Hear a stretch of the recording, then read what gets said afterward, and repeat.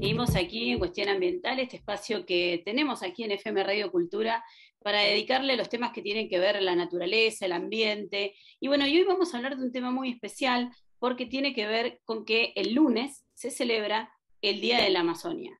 Es un día especial que se eligió en 2007 porque coincide con la creación de la provincia autónoma que lleva el mismo nombre, es el actual estado de Amazonas, y digamos, lo que trata es de que el mundo entero, todo el planeta, tome conciencia respecto de la importancia que tiene este pulmón verde, este espacio que no solamente ocupa buena parte de Brasil, que nosotros en general y siempre nos referimos a la Amazonia, o por ahí cuando pensamos en la Amazonia pensamos que es Brasil. Obviamente que Brasil alberga un 60% del territorio amazónico, pero ahí viven 34 millones de personas y más de 400 pueblos indígenas. Es la reserva natural más grande del planeta, que cubre 7 millones de kilómetros cuadrados, abarcando 7 países de América del Sur, que son Colombia, Venezuela, Ecuador, Bolivia, Guyana, Surinam y la Guyana francesa. De este territorio, 5,5 millones son bosques ricos de las formas más distintas, tienen distintas vidas de forma animal y también vegetal. Son fundamentales para la vida porque además son obviamente vitales para el recambio del oxígeno y también como sumideros de carbono, así que son, pero más que fundamentales.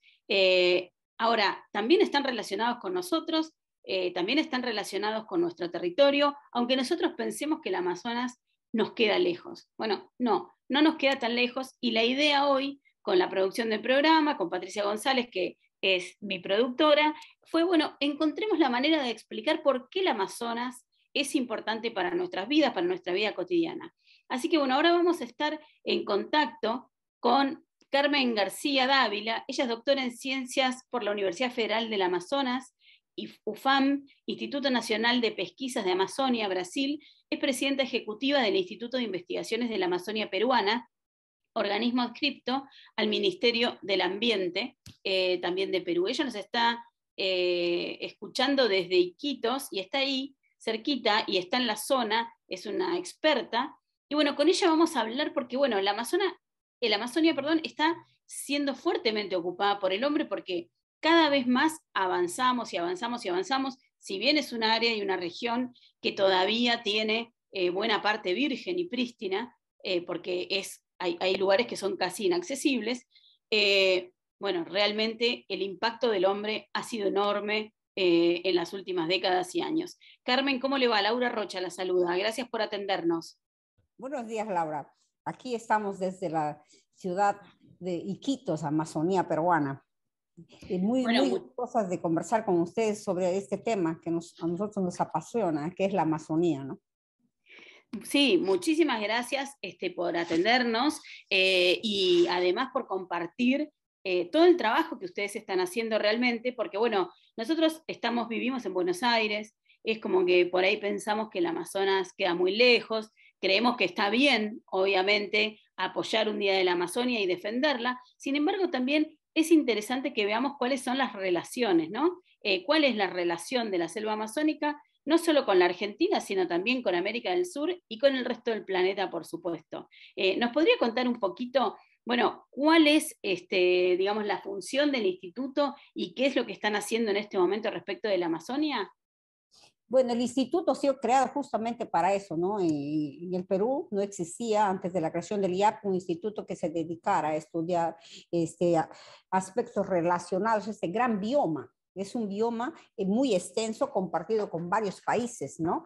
Está Perú, está Ecuador, está Venezuela, está Brasil, que tiene la mayor parte de las Guyanas, ¿no? Todo esto es la Amazonía, ¿no? Entonces nosotros como Instituto de Investigaciones realizamos investigaciones en aspectos amazónicos en más del 60% del territorio peruano, que constituye la Amazonía peruana, ¿no?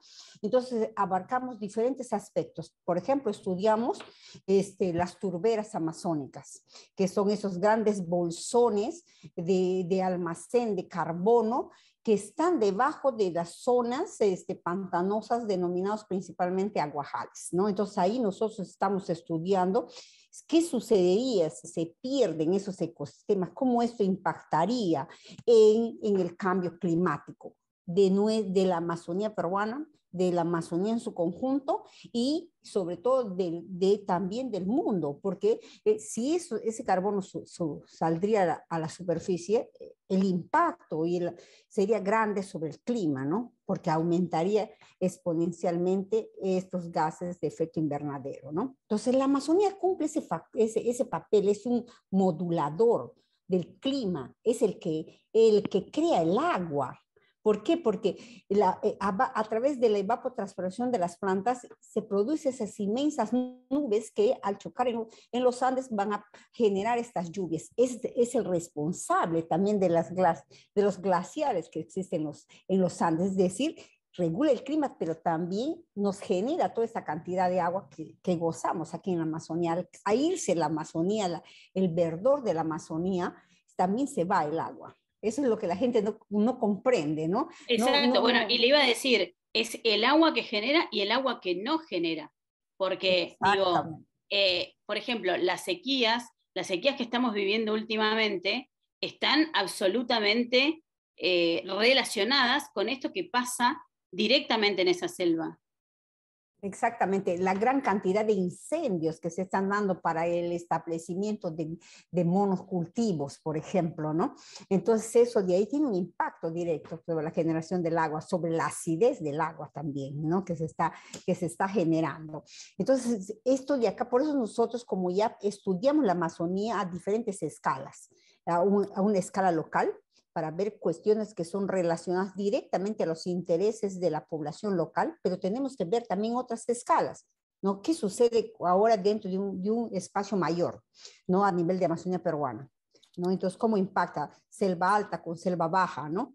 Según la altitud, o cómo a una escala mucho mayor a nivel de cuenca amazónica, ya involucrando otros países dentro de esos estudios. Tenemos varias redes de investigación que nos permiten hacer esta conexión con otros investigadores que están trabajando en las mismas temáticas con nosotros. Tenemos Ciencia Ciudadana para la Amazonía, Aguas Amazónicas, la RIA, ¿no? DIA. Entonces, todas estas redes nos permiten esa vinculación, porque hay aspectos que tienen que ser tratados globalmente o hay recursos que tienen que ser estudiados de una forma global. Por ejemplo, los grandes peces migradores que recorren toda la Amazonía para cumplir su ciclo de vida.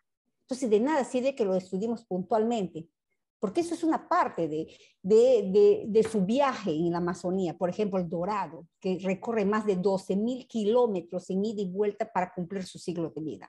Si no estudiaríamos esos recursos en forma global, no podríamos tener esas respuestas para establecer planes de manejo más adecuados para el suceso de esta especie a través del tiempo, ¿no? Para un manejo sostenido. Absolutamente. Y digamos, ¿y hace cuántos años ya empezaron con los estudios, Carmen? El IAP tiene 40 años. En diciembre vamos a cumplir 41 años de creación, ¿no? Entonces el Perú se dio cuenta que tenemos todo ese espacio verde que no se conocía, ¿no? Se explotaba en una forma desordenada y no había las bases científicas para hacer un manejo adecuado. Entonces crearon el Instituto de Investigación de la Amazonía Peruana, que es el único instituto del Perú que tiene su ley de creación en la Constitución Política del Estado.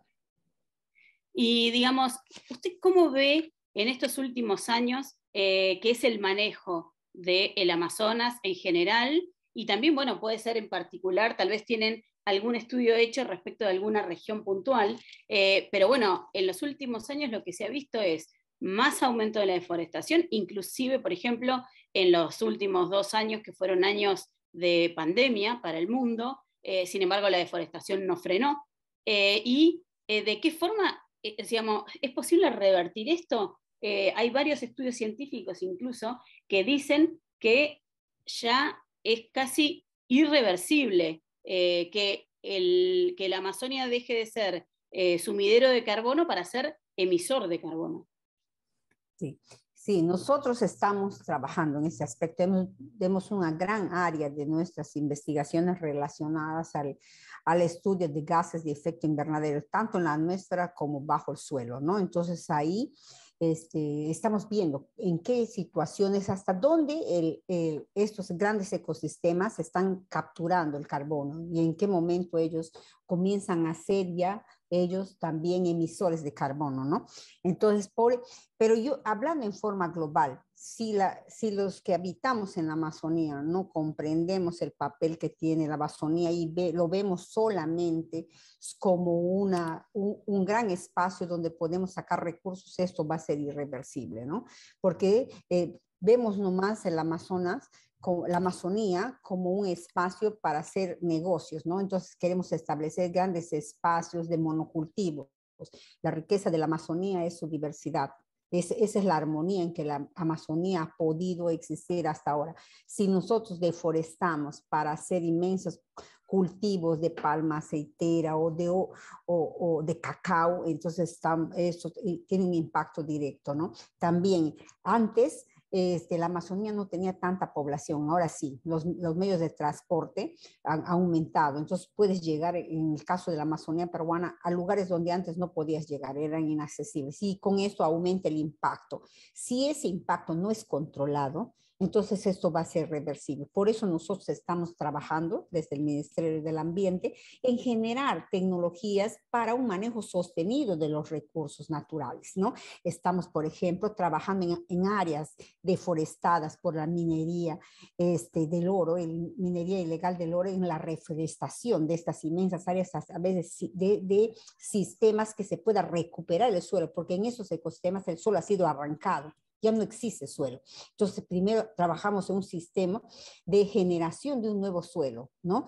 A través de leguminosas. Entonces, un sistema de leguminosas y después de un enriquecimiento con vegetación propia de la zona. ¿Para qué? Para que tengamos tanto una recuperación del ecosistema como también un aumento de su valoración ecológica y económica, pero que permita después al ciudadano vivir de los cultivos oriundos de la Amazonía, les dé una renta, ¿no? Eso es lo que Bueno, hacemos. ahí tenemos como dos cosas, ¿no? Que usted mencione que me parece que son centrales. Porque bueno, yo al principio también mencioné que hay muchísimas comunidades originarias que viven en los bosques y de los bosques, que se empiezan a, digamos, y ahora empiezan a tener como una invasión del territorio para la producción de otro tipo de materia prima o de lo que sea que salga de ese bosque. Entonces, ¿cómo puede convivir eso? O sea, ¿hasta dónde la producción de, por ejemplo, las comunidades originarias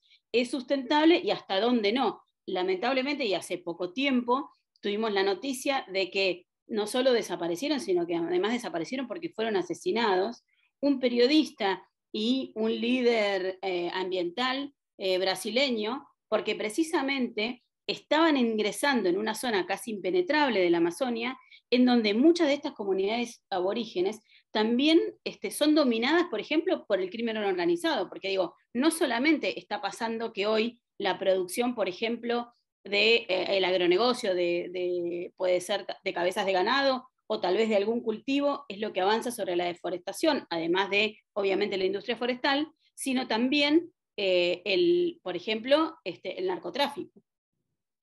Exactamente. Ahora, en gran parte de la Amazonía, uno de los principales deforestadores es el narcotráfico, la producción de hoja de coca. Entonces, donde antes no se veía esto, en Selva Baja no había casi en los años anteriores, en el siglo pasado, producción intensiva de hoja de coca, pero ahora sí tú vas a diferentes cuencas, ¿no? Del Putumayo, del Napo, en Santa María de Nieva, que está en la región Amazonas, y tú ves que hay una producción grande, ¿no? Clandestina de estas hojas para producción de cocaína, ¿no? Entonces eso es un factor bastante grande y la peor desgracia es que esta producción ilícita genera una renta en la población y una renta que es difícil de igualar por sistemas agroforestales normales, ¿no? Entonces ahí es un papel mucho más difícil para los que trabajamos aquí porque tenemos que generar expectativas que puedan reemplazar de forma adecuada a la ganancia que genera este cultivo ilegal. Pero ahí estamos trabajando. La agricultura es una de esas, ¿no? Que podría ayudar a la población. Pero ahí en ese sentido trabajamos en dos tipos de programas. Uno para trabajar con los pequeños agricultores para hacer cultivos rentables o producciones rentables, y uno para trabajar directamente con las comunidades indígenas que no tienen proteína, ¿no? Entonces ahí la piscicultura y la agroforestería familiar cumplen un papel bastante importante y el Estado está apostando en eso, ¿no? Claro, bueno, eso es importante, ¿no? Es importante también que se visualice, porque, digamos, también para los estados, o sea, por ejemplo, tanto el Perú como los otros países de la Amazonia, entiendo que se había firmado un pacto entre los países para poder generar una política conjunta en el Amazonas. ¿Hubo algún avance en ese sentido? Muy poco realmente. Ahora se está trabajando para ver el pacto de Leticia, que habla sobre la frontera Perú-Brasil-Colombia. Entonces, en esta frontera se ha avanzado poco, pero ahora se está retomando y se pretende hacer programas conjuntos, ¿no? Entre esos países que comparten esa parte del Amazonas, del río Amazonas, ¿no? Para el manejo sostenido tanto de la flora como la fauna y con programas que permitan un desarrollo económico lícito, ¿no? Y sostenible. Eso es lo que se está haciendo. Yo acredito mucho. Y en ese contexto, ¿qué sería, por ejemplo, de qué forma o cuáles serían los proyectos que podrían cumplir con esos requisitos, Carmen? Sí, tú te das cuenta, el Amazonas es diferente a los otros ríos, ¿no? Porque el Amazonas y algunos de sus afluentes también nacen en los Andes. Al nacer en los Andes, ellos arrastran grandes cantidades de sedimento que forman inmensas playas estacionarias en épocas de aguas bajas. Esas playas son inmensamente ricas en nutrientes, Claro. tanto como los suelos que están en los valles interandinos. Entonces, si usamos de forma adecuada esas playas, podemos generar una renta adecuada que unida a otros sistemas que tiene que generar el Estado, por ejemplo, cadenas de frío in situ, procesamiento in situ, le darían un valor agregado a esos recursos. Entonces ahí estaríamos compitiendo de forma adecuada con los cultivos ilícitos. Pero si ellos van a producir grandes cantidades, nadie les va a comprar. No hay una cadena que sustente el transporte para vender a precios más adecuados. Todo esfuerzo es en vano. Claro, o sea que, digamos, pueden existir todas estas iniciativas, pero a la vez tienen que tener un apoyo estatal similar o por lo menos en infraestructura para que puedan persistir, digamos, y para que puedan ser sustentables para ellos mismos. Perfectamente, eso es lo que quiero decir. Es un conjunto de acciones la que se tiene que trabajar por diferentes sectores, tanto los generadores de tecnología como nosotros, como los que van a masificar esa tecnología, ¿no? Y completar con las cadenas de mercado, los otros eslabones de la cadena productiva, ¿no? Y ahora se puede hacer. Ahora existen a unos pilotos que van inmensas barcazas tipos ferry, con sus propias fuentes generadores de energía, paneles solares. Entonces transforman todos los productos in situ. Entonces el producto llega perfectamente congelado hacia los grandes mercados, como existe, con los estándares que exigen, ¿no? Los mercados internacionales. Claro, sí, porque si no después quedan en desigualdad de condiciones, digamos, en inferioridad, además. Exactamente, mire, y entonces la piscicultura, por ejemplo, por la característica de la Amazonía, es apto para la piscicultura. La Amazonía, la gran cantidad de sus tierras no son aptas para la agricultura. No hay forma, nosotros trabajamos en concientizar a la población en eso. Son solo los viejos del Paleozoico, no, ya están lixiviados, no tienen la cantidad de nutrientes que tiene un valle interandino u Qué otros suelos más interesante eso. recientes, ¿no? No lo había escuchado nunca, Carmen. Qué interesante eso. Sí, sí, Entonces, claro, y si los suelos no son, entonces, ¿por qué se quiere derribar la selva? porque se piensa en el momento, el poblador amazónico y los empresarios piensan en el hoy, ¿qué voy a sacar yo? ¿Cómo me beneficio yo? Y no pienso en el que de aquí a 2, 3 cultivos ese suelo no va a servir más y voy a tener que ir a otro sitio. Entonces, ese es el problema. Y si hacen plantaciones, entonces ahí ¿qué sucede? Hacen plantación de cacao, de palma aceitera, pero esos son monocultivos, ¿no? Y los Claro, monocultivos en la Amazonía son fatales, ¿no? Aquí lo que debemos mantener es la agrodiversidad oriunda.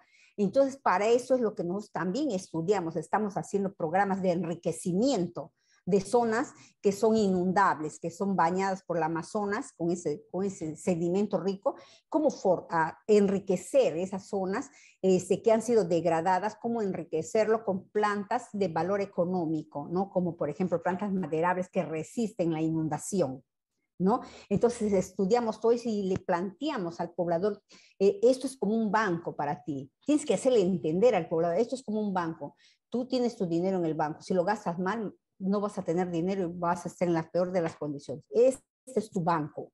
Estás ahorrando para que a 10 años, a 5 años, 10, 15 años, tú puedas cosechar esto y puedas venderlo. Es como un seguro de vida para ti, ¿no? Entonces, claro. ese contacto con la población es importante. Y ahora el Estado está invirtiendo en eso, ¿no? En hacer ese link con el poblador, a explicarle la importancia de por qué el mantenimiento del bosque en pie es importante para el clima, para la economía mismo, para el agua, ¿no? Porque ellos no ven la relación, ¿no? Porque ellos están pensando en ahora, cómo yo saco provecho de la Amazonía. Claro. Ellos lo ven esta inmensidad, dicen, no es de nadie, no, es del mundo, la Amazonía es del mundo, ¿no? Entonces todos tenemos... Absolutamente, doctora. Sí. Y digamos, sí es un pensamiento que podríamos poner para todo, ¿no? No solo la Amazonía, la verdad es que es la manera en la que deberíamos empezar a pensar para que los modos de consumo y producción no sigan generando toda esta crisis que estamos viviendo. Yo sé que usted se tiene que ir, así que le agradezco muchísimo, muchísimo el contacto con Cuestión Ambiental y seguiremos seguramente molestándola porque ha sido muy, muy interesante su charla, su aporte. Yo me quedaría toda la hora haciendo el programa solo con usted, pero bueno, tenemos un horario y ya sé que usted además tiene un compromiso. Así Sí. que le agradezco nuevamente. Hasta luego, doctora. Hasta luego, muchas gracias. Cuenten conmigo, me encanta conversar esas temáticas que yo hallo que son vitales, no solo para nosotros que vivimos en la Amazonía, para el mundo entero.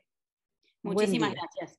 Era entonces la doctora Carmen Rosa García Dávila, doctora en Ciencias por la Universidad Federal de la Amazonia, Instituto Nacional de Pesquisa también de Amazonia y presidenta ejecutiva del Instituto de Investigaciones de la Amazonia Peruana, organismo adscrito al Ministerio del Ambiente. Bueno, espero que les haya resultado interesante porque la verdad que nos pasó datos de todo, incluso habló del suelo, cosas súper interesantes, así que bueno, si no lo llegaron a escuchar, los invito a que después escuchen el programa grabado, pero igual no se vayan, no se vayan, porque después de la música vamos a seguir hablando del Día de la Amazonia, sí, sí, porque hay más, y se van a sorprender de los datos nuevos que existen. No se vayan que volvemos.